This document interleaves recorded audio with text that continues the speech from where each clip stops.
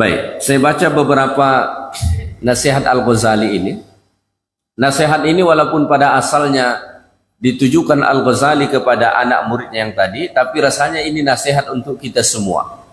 Jadi bayangkanlah Al-Ghazali sedang menasihati kita. Apa kata Al-Ghazali? Ayyuhal walad, wahai anakku. Begitu guru-guru zaman dulu mengasihi murid-muridnya, sehingga mereka memanggil muridnya pun dipanggil sebagai anak. Di pondok kami di Mustafawiyah itu sampai sekarang panggilannya masih mirip-mirip begini. Kita manggil guru itu manggil ayah. Kita tidak panggil ustadz, kita tidak panggil kiai, tapi kita panggil ayah. Dia pun manggil kita anak. Sebetulnya ini sangat bagus. Kenapa? Di situ ada tersirat kedekatan. Kalau kita manggil ayah itu ada kedekatan.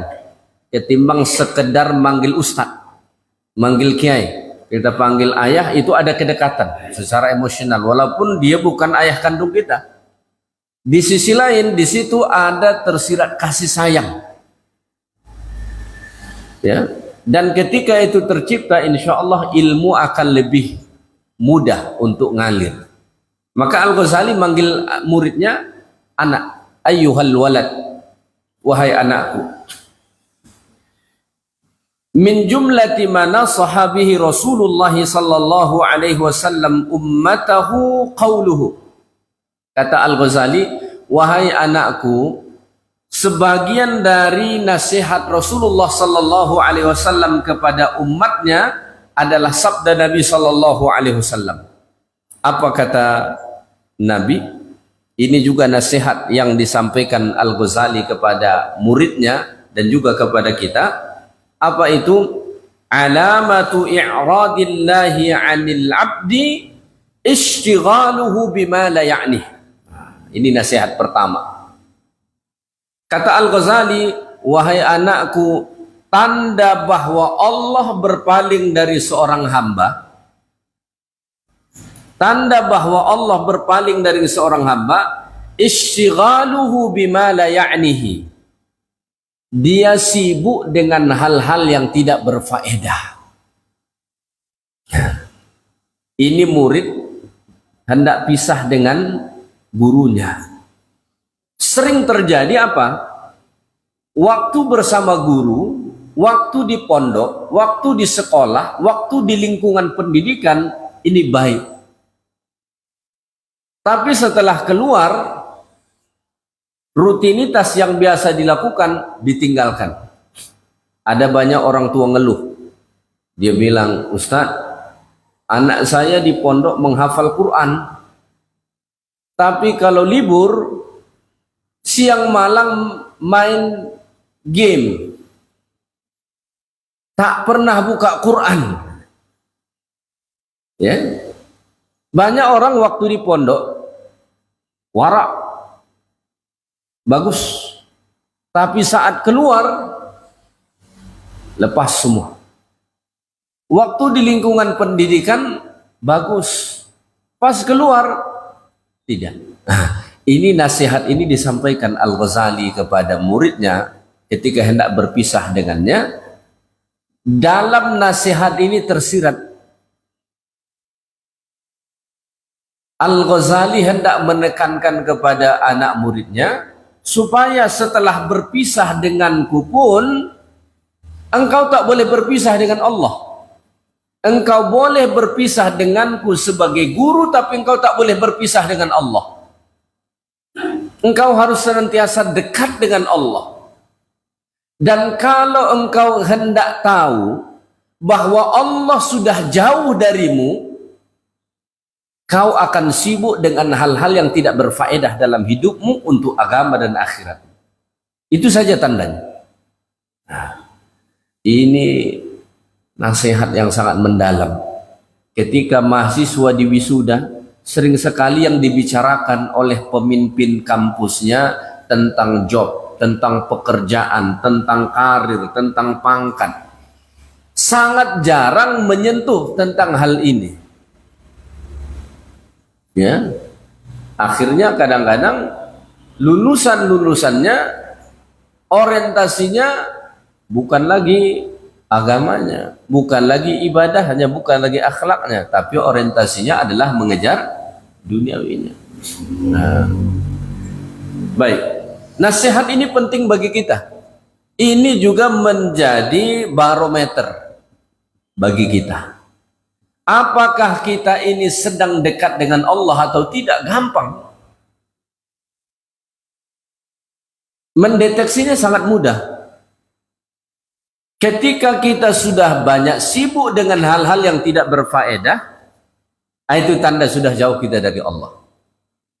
Dan itu tanda bahwa Allah sudah berpaling dari kita. Dan Allah tidak berpaling dari kita kecuali kita yang berpaling dari Allah. Ya, Allah itu nggak akan pernah berpaling dari kita kecuali kita yang berpaling dari Allah. Maka dalam hadis dikatakan Allah itu tidak pernah bosan dengan kita sehingga kita bosan dengan Allah. Allah nggak akan pernah bosan memberi pahala kepada kita sehingga kita bosan dengan Allah. Kalau udah bosan ibadah, berarti Allah pun bosan memberi pahala kepada kita. Kalau kita sudah berpaling dari Allah, maka Allah akan berpaling dari kita. Tandanya apa bahwa Allah sudah berpaling dari kita? Ishtighaluhu bima la ya'ni. Kesibukannya bukan lagi dengan kesibukan yang bermanfaat untuk dunia, agama dan akhiratnya, tapi kesibukannya dengan hal-hal yang lain. Maka bergembiralah ketika kita masih disibukkan dengan kebaikan. Jangan merasa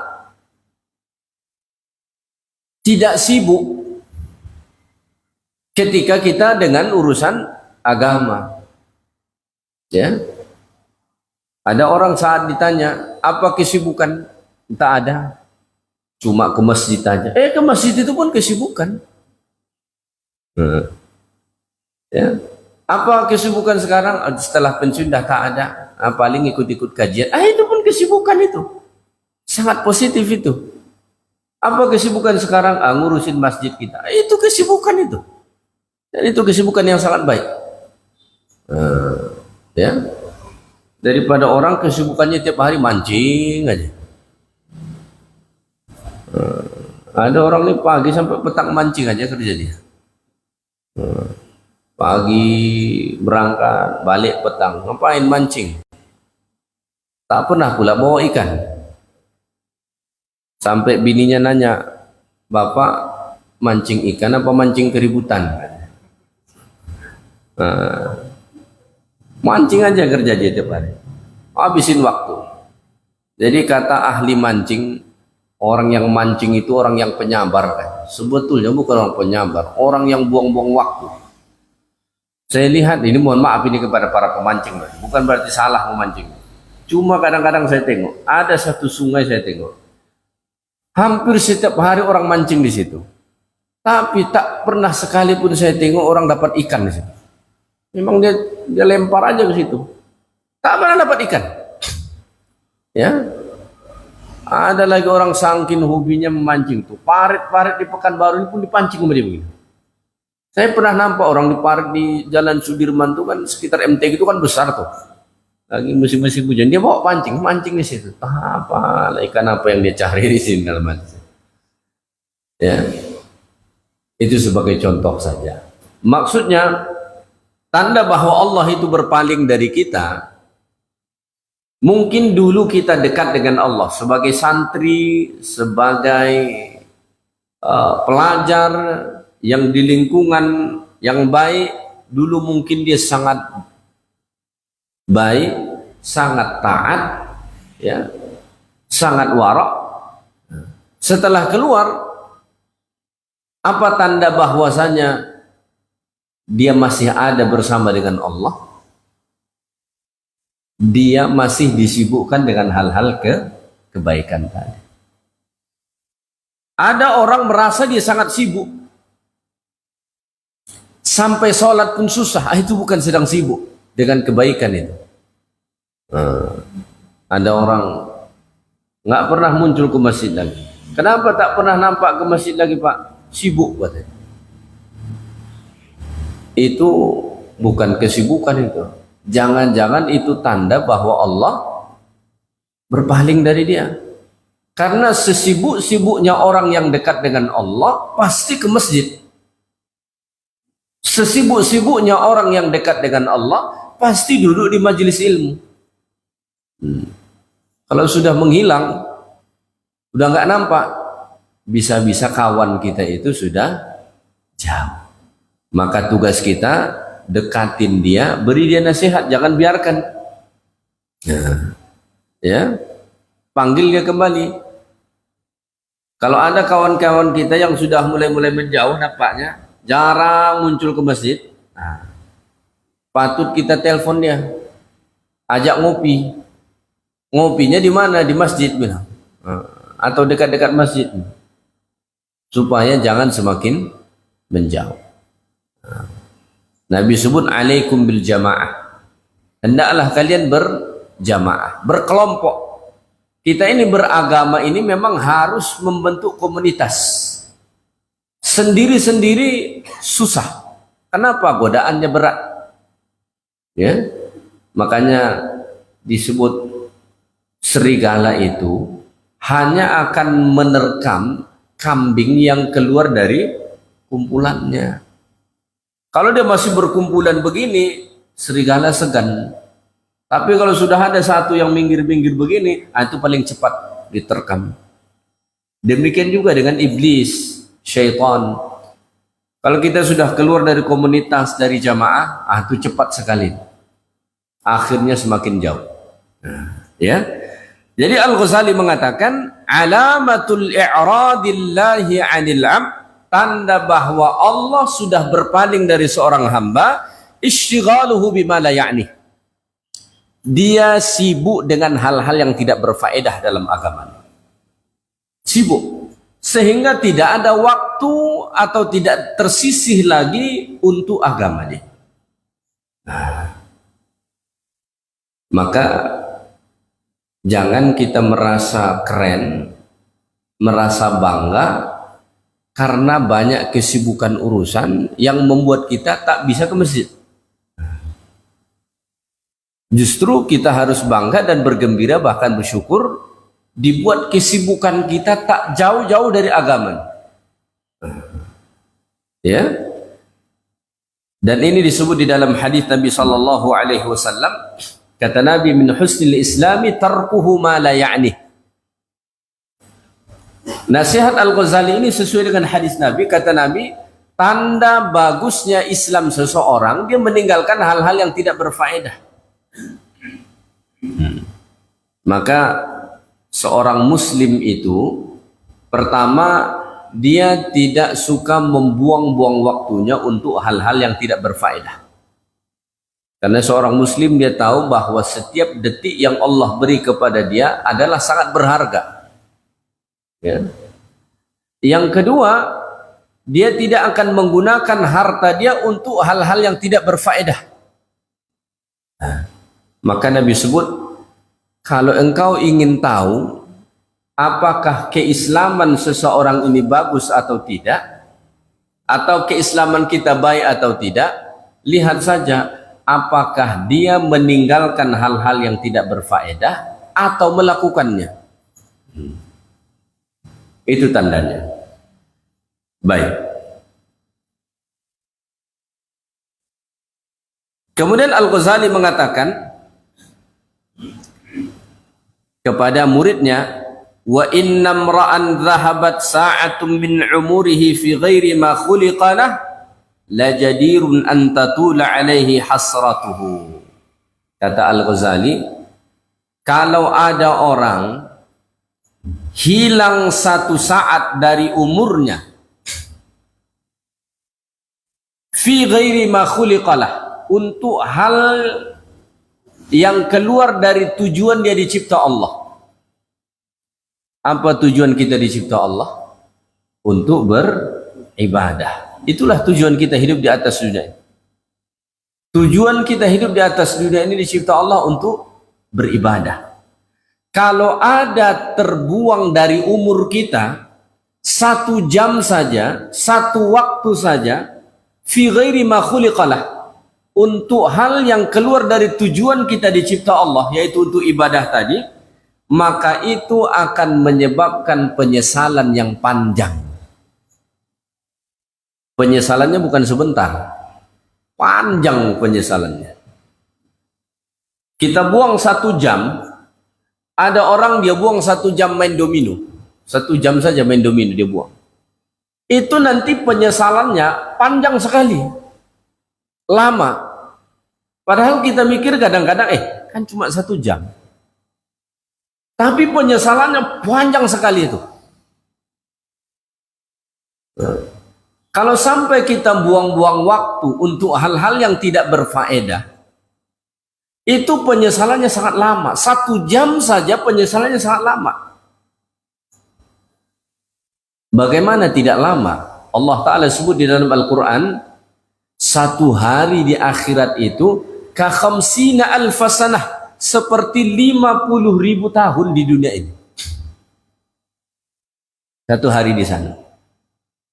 Ya, maka sangat menyesal. Para ulama sampai bilang begini, kalau ada orang, ya, sejak dari kecil sampai dia mati taat kepada Allah, dari kecil sampai dia meninggal dunia taat kepada Allah, rajin ibadahnya, di akhirat nanti itu masih ada penyesalannya. Sudah baik ini orang, sudah taat, rajin ibadah, di akhirat itu masih ada penyesalannya. Apa yang dia sesali? Salah satu yang dia sesali, kenapa dulu cuma segitu saya lakukan?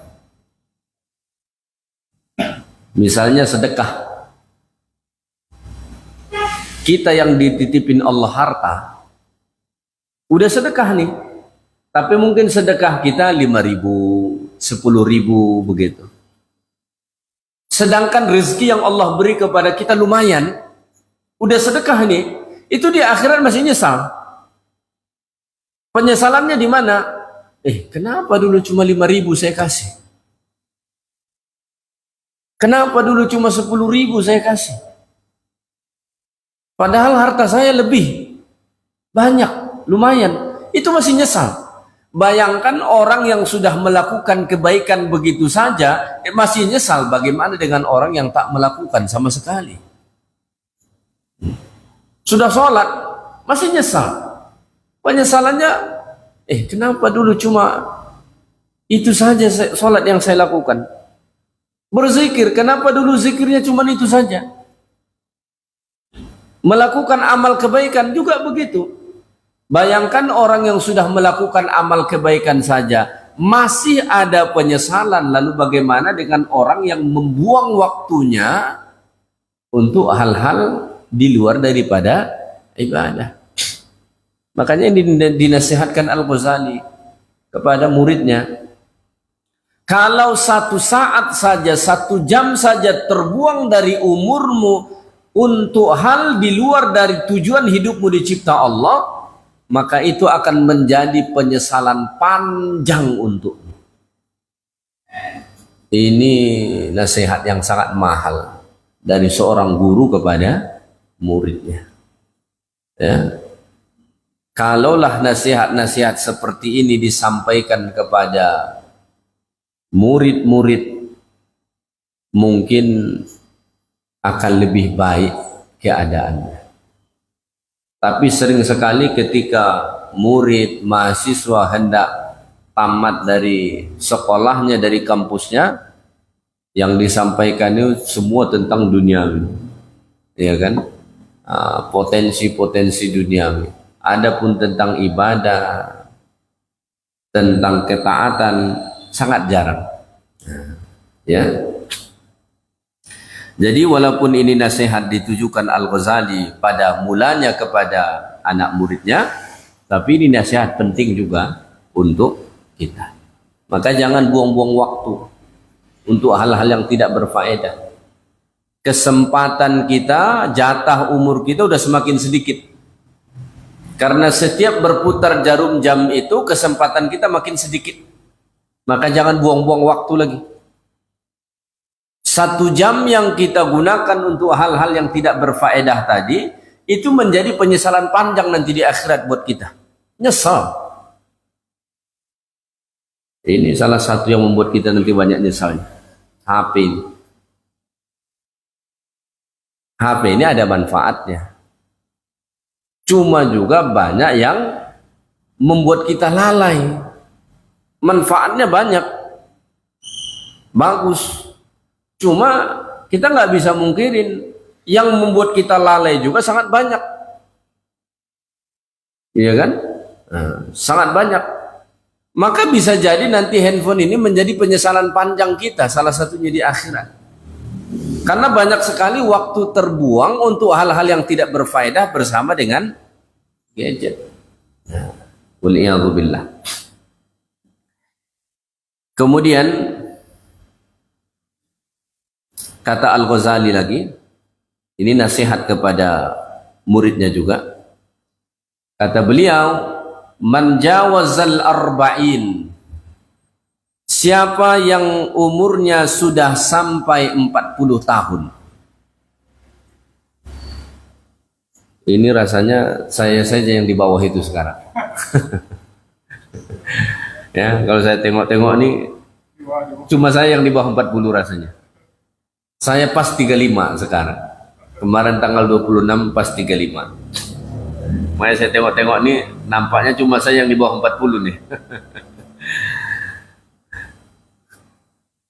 Kata beliau, man jawazal arba'in, siapa yang umurnya sudah melampaui 40 ke atas. Walam yaglib khairuhu ala syarrihi, tapi kebaikan dia tidak lebih dominan ketimbang keburukannya. Artinya ibadahnya lebih sedikit ketimbang tidak ibadah. Dosanya lebih banyak dari kebaikannya. Ketaatannya sedikit. Ya. Falyatajahhaz ilan nar, maka bersiap sedialah ke neraka. Ya. Maka dalam Quran itu satu-satunya umur yang Allah sebut angkanya itu umur 40 tahun. Umur 40 tahun. Satu-satunya angka umur yang Allah sebut dalam Quran itu arba'ina sanah, kata Allah, itu umur 40 tahun. Maka umur 40 tahun itu adalah umur yang sangat penting. Sebetulnya sering kita mendengar orang bilang begini, kalau sudah 40 tahun masih lagi tak berubah, tak akan berubah lagi sampai mati itu. Walaupun takdir Allah kita tak pernah tahu. Ya kan? Tapi kenapa demikian? Begini, dalam Islam umur 40 itu adalah puncak kedewasaan. Di situ puncaknya sekali di situ. Makanya umur manusia ini, umur kita ini seumpama menaiki bukit. Puncak bukit itu 40. Puncaknya. Maka dari 1 sampai 40 itu seperti naik bukit. Tapi dari 40 seterusnya itu seperti turun bukit. 40-45 masih rasanya segar. Kenapa? Baru turun juga. Ya kan? Masuk ke 50 udah mulai terasa nih. Nafasnya agak sengal-sengal dikit. Kakinya sudah tak sekuat dulu begitu. Masuk ke 60 terasa udah hampir di lembah ini. Udah turun sekali begitu. Hal-hal yang bisa dilakukan dulu ini udah serba nggak bisa gitu. Yang bisa dimakan dulu sekarang udah nggak bisa. Ya, yang mampu dilakukan dulu sekarang udah nggak bisa. Menurut. Maka orang paling mudah berubah itu di usia 40 ke bawah. 40 ke atas itu rada sulit. Tempahannya sudah kuat, udah rada pakem nih. Ya, makanya dulu orang-orang yang mudah seperti disebut Imam Ibnu Katsir.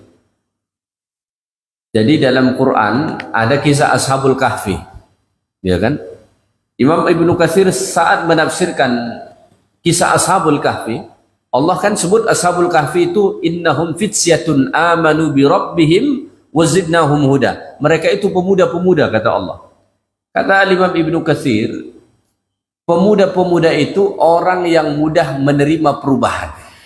Maka orang muda itu masih bisa dia mudah menerima perubahan. Tapi kalau sudah lebih 40 itu sulit. Bagaimana modelan yang dulu ya biasanya itu aja terus. Makanya Al-Ghazali nasihatkan kepada muridnya, man jawazal arba'in, siapa yang umurnya sudah lebih dari 40 tapi kebaikannya tidak dapat mengalahkan keburukannya, artinya keburukannya masih lebih dominan ketimbang kebaikannya, maka bersiap sedialah dia masuk ke dalam api neraka. Kata Al-Ghazali di ujung nasihat ini, wa fi hadhihi nasihah kifayatun li ahli ilm. Nasihat ini sudah cukup bagi ahli ilmu, sudah cukup. Ya. Nggak perlu banyak-banyak nasihatnya. Kalau direnungkan nasihat ini kata Al-Ghazali, udah cukup bagi ahli ilmu. Apa nasihat penting bagi orang yang berilmu? Dia tidak boleh berpaling dari Allah. Kalau ada ahli ilmu berpaling dari Allah, itu bukan ahli ilmu lagi. Makanya tadi Al-Ghazali nasihatkan kepada muridnya, tanda bahwa Allah berpaling dari seorang hamba, Allah sibukkan dia dengan hal-hal yang tidak bermanfaat. Maka ahli ilmu dia nggak boleh sibuk dengan hal-hal yang tidak berfaedah. Hidupnya sepenuhnya harus berfaedah. Dia harus dekat dengan Allah Subhanahu wa ta'ala. Ya. Baik. Termasuk nasihat Al-Ghazali lagi kepada muridnya. Salah satu nasihat penting daripada Al-Ghazali kepada muridnya,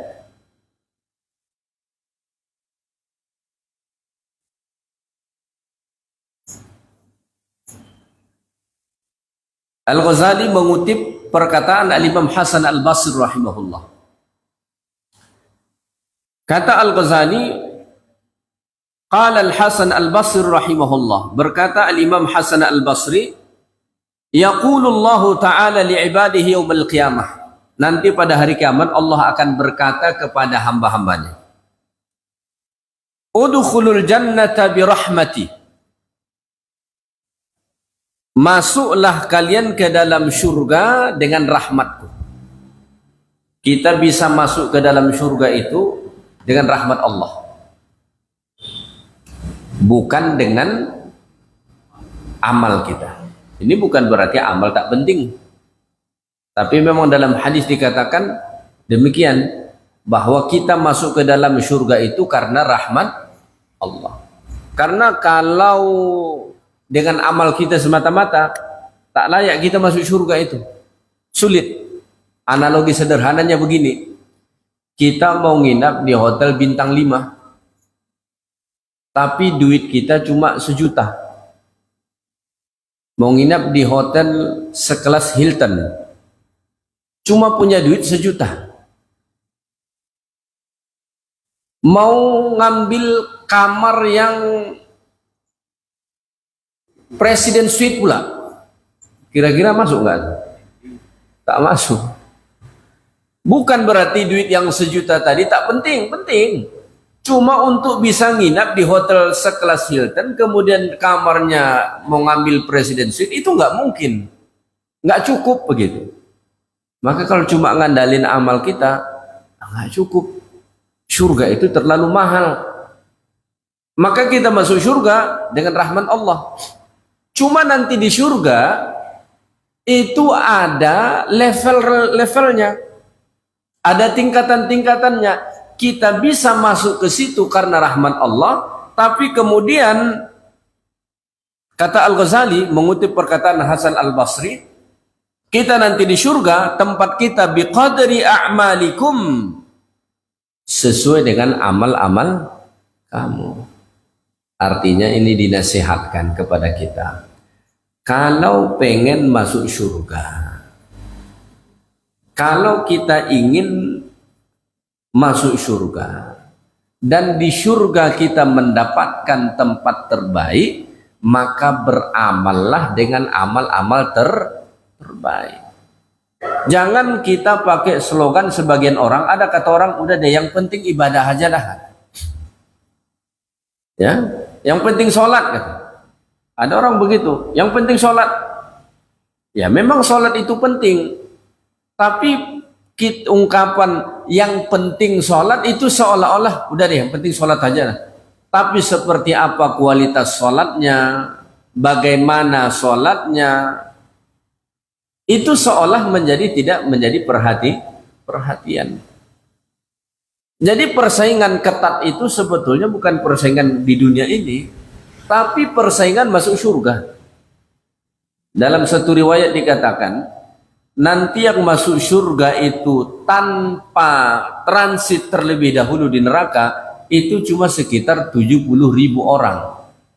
70.000 itu di dalamnya sudah termasuk para nabi, para rasul. Ya, kira-kira dari sekian miliar manusia yang pernah hidup di atas dunia ini, gampang nggak tuh masuk kepada 70.000 tadi? Pasti sulit, ya kan? Maka persaingannya sangat ketat. Maka orientasi persaingan dunia itu perlu kita alihkan kepada akhirat.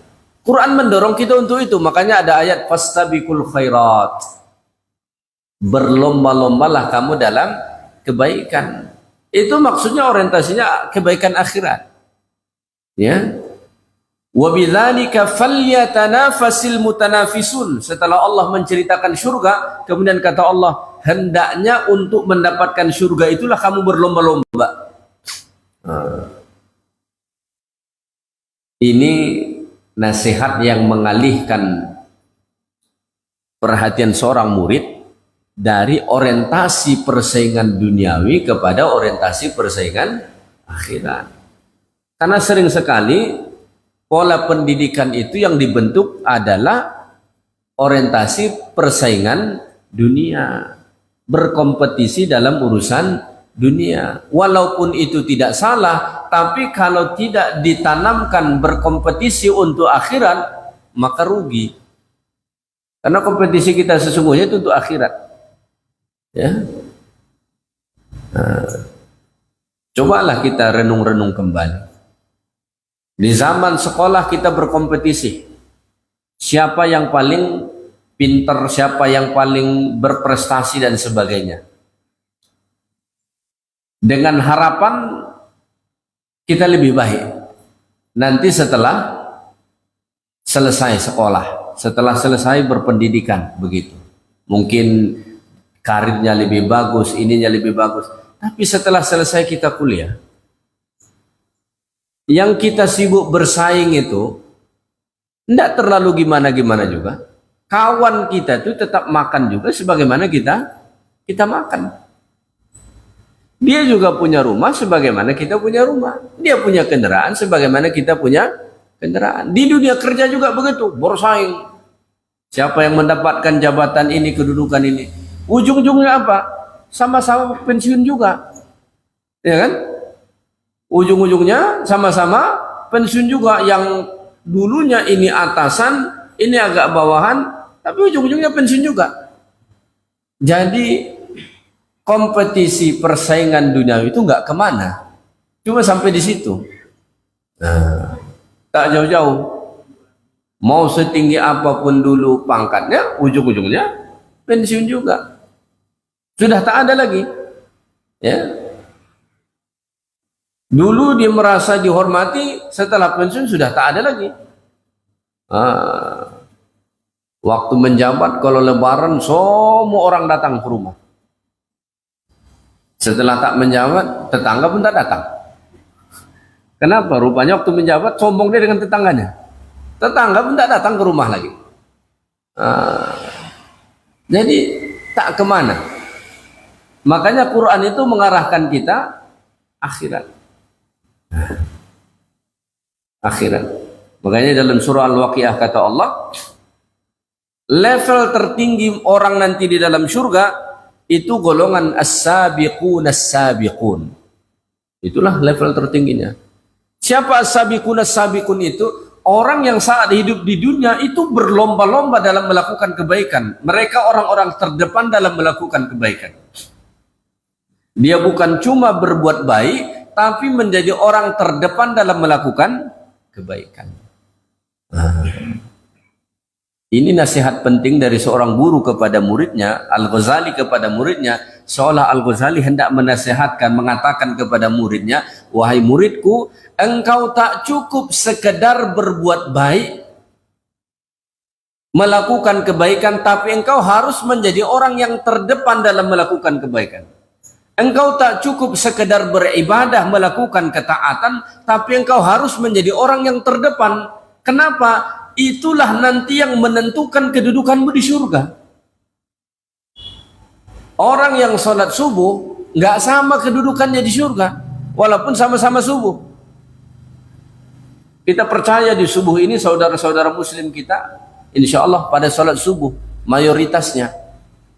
Tapi apakah sama antara sholat subuh dia sendiri di rumah dengan orang yang berjamaah di masjid? Tentu beda. Apakah sama dengan orang yang sholat subuhnya di awal waktu dengan dia sholat subuh sekarang? Ini masih ada yang sholat subuh ini. Jam 6 lebih. Apakah sama? Ada orang, oh yang penting sholat kan? Betul, sholat itu penting. Tapi kalau kita ingin mendapat yang terbaik di surga Allah, nggak bisa slogan itu. Ya. Al-Ghazali nasihatkan ini kepada muridnya. Wahai anakku, engkau tak cukup sekedar berbuat baik, tapi engkau harus menjadi yang terdepan. Engkau tak cukup sekedar beramal, tapi engkau harus menjadi orang yang terbaik dalam beramal. Karena itulah nanti yang menentukan kadarmu di surga Allah Subhanahu wa ta'ala. Ya.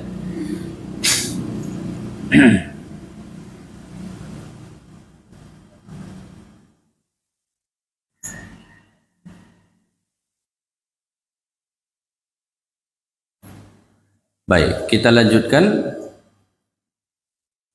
nasihat Al-Ghazali lagi kepada anak muridnya.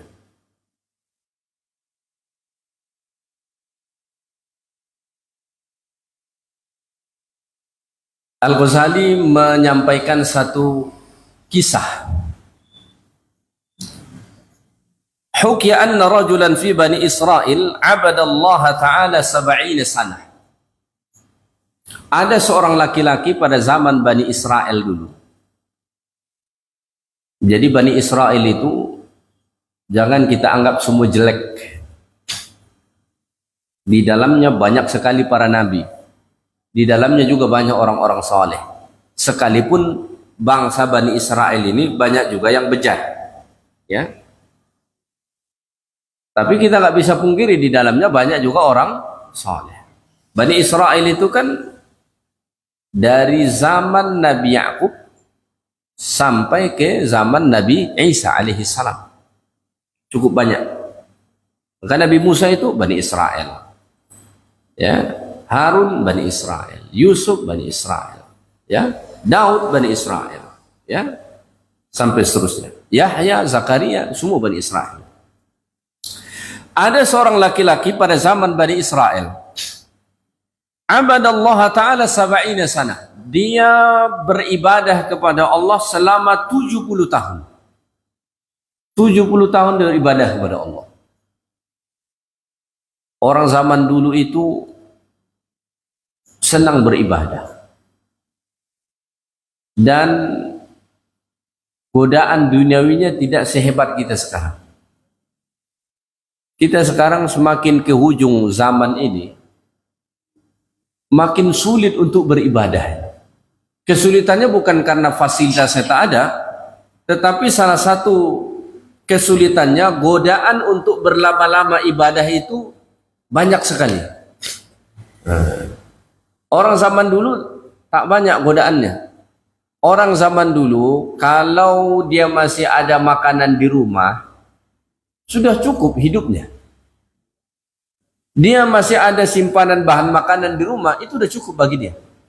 Orang zaman dulu sesederhana itu. Orang sekarang tidak. Ada rumah, ada kendaraan, ada duit, ada makanan di rumah, itu masih tak cukup dia rasa.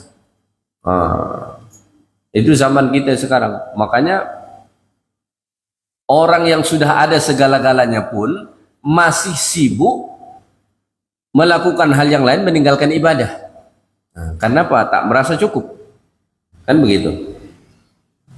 Jadi ada seorang laki-laki pada zaman Bani Israel dulu, dia beribadah kepada Allah selama 70 tahun. Ya. Maka Allah Ta'ala hendak menguji dia. Jadi kalau kita sudah ibadah, jangan kita merasa tak ada ujian. Justru ujian akan datang. Apa ujian yang Allah Ta'ala buat?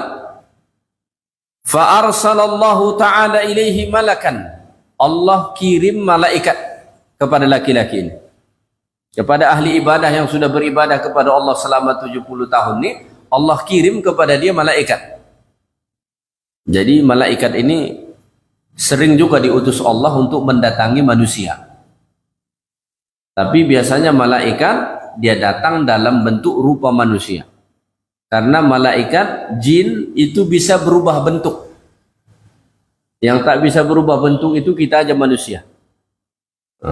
Maka manusia tak bisa berubah bentuk. Ya, kecuali dulu Allah melaknat orang Yahudi menjadi kera dan juga menjadi khanazir. Khanazir itu jamak dari khinzir.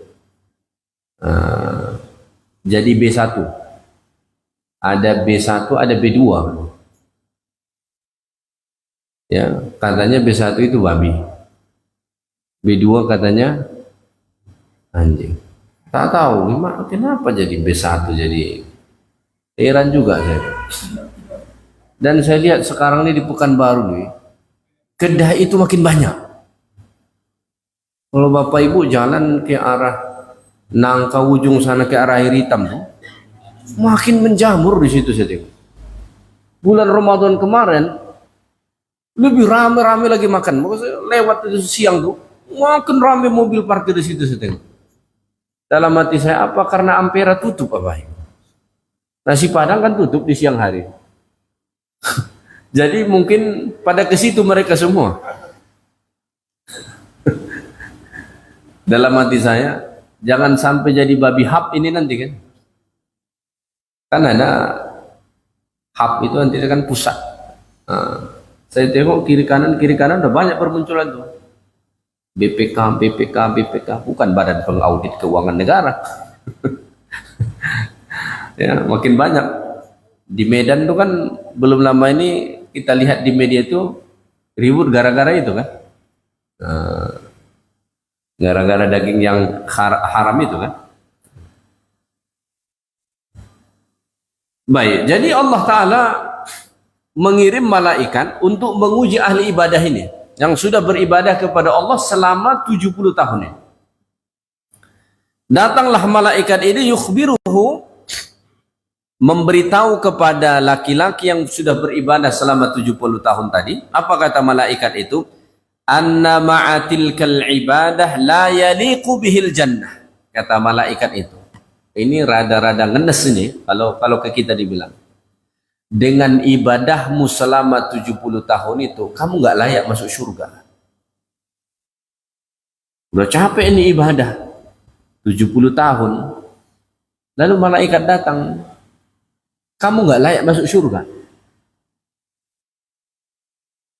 Ya. Sudah menahan ngantuk untuk ibadah malam selama 70 tahun, menahan perut lapar dengan berpuasa dan berbagai macam ibadah yang lain, tiba-tiba datang malaikat bilang kamu nggak layak masuk surga. Ya, satu-satunya yang diharapkan surga. Tiba-tiba datang malaikat bilang kamu nggak layak masuk surga. Ya, apa jawaban laki-laki tadi? Apakah dia nangis, marah, kecewa? Tidak. Falamma ballaghahu qala al-'abid. Saat malaikat tadi menyampaikan kamu nggak layak masuk surga dengan ibadahmu 70 tahun itu. Apa kata laki-laki itu? Nahnu khuliqna bil ibadah fayanbaghi lana an na'budahu. Kami ini dicipta untuk beribadah. Maka yang mesti kami lakukan ibadah. Adapun urusan apakah aku layak masuk surga atau tidak, itu bukan urusanku. Jadi ini penting bagi kita juga. Jangan beribadah itu terlalu transaksional. Kita ini kadang-kadang ibadah terlalu transaksional. Emang kalau amalan yang itu apa ganjarannya Ustaz? Yang ini ganjarannya berapa? Ini ganjarannya berapa? Ini ganjarannya berapa? Terlalu transaksional. Ya. Memang ada keutamaan ibadah-ibadah tertentu. Yang ini begini, ini begini. Sebetulnya tujuan dari hadis-hadis yang seperti itu masuk kategori hadis targhib namanya. Hadis-hadis yang memberi motivasi untuk ibadah. Lebih kepada memotivasi kita, maka dibocorkan ini. Pahalanya sekian, pahala hakikatnya kan kita nggak pernah tahu itu. Nah, hakikatnya kita nggak pernah tahu. Nah, laki-laki ini dia bilang, kami ini dicipta untuk beribadah, maka yang semestinya kami lakukan ya ibadah. Adapun urusan surga bukan urusan kami. Falamma raja'al malak, tatkala malaikat ini kembali kepada Allah, qala Allah Ta'ala, Allah pun bertanya kepada malaikat tadi, madza qala abdi? Saat engkau menyampaikan bahwa tak layak bagi dia surga, apa jawaban hambaku itu? Kata malaikat itu, ilahi anta a'lamu bima qala al-'abd. Wahai Tuhanku, engkau lebih tahu apa yang dia sampaikan, apa yang dia jawab. Kemudian Allah Ta'ala berkata, faqala Allah berkata, idh huwa lam yu'rid an ibadatina, karena dia tidak berpaling dari beribadah kepada kami. Dia terus beribadah walaupun malaikat bilang kamu nggak layak masuk surga, nggak berhenti dia. Ya, ada orang kalau sudah ibadah dikritik dikit udah nggak datang dia lagi. Ada orang begitu kan, rajin ke masjid ibadah, terus ada orang mengkritik dia sedikit, nggak muncul lagi dia ke masjid. Ya, ada orang baca Quran, ditegur orang sedikit bacaannya, nggak baca Quran lagi dia. Ini yang sering terjadi di bulan Ramadan. Kalau tadarus itu kan mestinya kita saling cross check. Ada orang saat tadarus lalu ditegur. Apa yang terjadi? Besok nggak mau lagi gabung tadarus dia. Lama-lama bubar itu tadarusan. Akhirnya yang dibenci siapa yang negur? Oh itu kalau orang baca suka nyalah-nyalahin itu katanya. Jadi pengennya aja dibenarkan semua bacaan dia, padahal salah kan begitu. Jadi kata Allah, idh huwa lam yu'rid an ibadatina, ya, selama dia tidak berpaling dari beribadah kepada kami, fanahnu ma'al karami la nu'rid anhu, maka kami juga nggak akan berpaling dari dia. Jadi satu hal kaidah yang harus kita sadari itu, apakah kita layak masuk surga atau tidak, itu bukan menjadi urusan kita. Memang kita berharap masuk surga, tapi yang harus kita ingat, selama kita masih tidak berpaling dari beribadah kepada Allah, Allah nggak akan berpaling dari kita. Itu saja kaidah dia. Dan kalau Allah nggak berpaling dari kita, mati kita dalam ibadah kepada Allah, Allah pasti akan kasih surganya. Ya. Maka kemudian kata Allah Ta'ala kepada malaikat tadi, Ishhadu ya malaikati anni qad ghafartu lahu. Saksikanlah wahai para malaikatku bahwa aku sudah ampunkan dia. Hanya dengan kesadaran bahwa aku ini memang dicipta untuk beribadah. Kesadaran itu ini penting bagi kita. Jangan kenapa ke masjid, oh saya ini udah mau mati, pengen masuk surga. Waduh, kemarin-kemarin pada kemana? Kenapa sekarang rajin ibadah? Saya ini udah mau mati. Ya itu mungkin bisa menjadi motivasi orang. Tapi yang harus kita sadari, kenapa kita ibadah? Ya karena memang itu tujuan kita dicipta Allah. Memang itu tujuan kita dicipta Allah untuk itu. Adapun urusan duniawi kita ini cuma bunga-bunganya. Tujuan utama kita memang untuk ibadah. Pekerjaan kita ngurus ini itu cuma bunga-bunga dunia. Tujuan kita memang untuk ibadah. Nah, dan selama kita tidak berpaling dari Allah, Allah nggak akan berpaling dari kita. Nah, dan Masya Allah ketika kita melihat kisah ini, saat mindset seseorang beribadah seperti ini, justru dia dapat ampunan dari Allah. Maka saya sering nasihatkan, jangan terlalu transaksional dalam ibadah. Kenapa kamu sholat duha? Biar kaya. Nggak kaya-kaya sampai sekarang. Ya gimana mau kaya udah pensiun? Tinggal menerima duit pensiunan aja lagi. Misalnya begitu. Yang nggak pensiun juga nggak kaya-kaya. Kenapa? Terlalu transaksional. Kenapa kamu baca Al-Waqiah? Karena siapa baca Al-Waqiah dia nggak akan miskin. Dia akan kaya raya. 10 orang terkaya nggak pernah baca Al-Waqiah. 10 orang paling kaya di negeri kita nggak pernah baca Al-Waqiah. Boro-boro baca Al-Waqiah, sholat 5 waktu juga nggak pernah. Wong dia kafir, kan begitu. Nggak pernah sama sekali. Nah, jadi perlu kita punya mindset kesadaran bahwasanya kenapa kita beribadah? Ya karena memang itu tujuan kita dicipta Allah. Urusan surga nggak usah pusing. Selama kita nggak berpaling dari Allah, Allah itu nggak akan berpaling dari kita. Itu yang harus kita sadari. Selama kita tidak berpaling dari Dia, nggak akan berpaling Allah dari kita. Kaedahnya seperti itu. Maka jangan ada orang karena sudah ibadah dia bertanya, aku sudah ibadah, kenapa aku seolah-olah tidak ditolong, tidak diperhatikan? Allah pasti memperhatikan kita. Orang yang tidak ibadah saja diperhatikan Allah, apalagi yang ibadah. Ya. Allah itu maha khabir.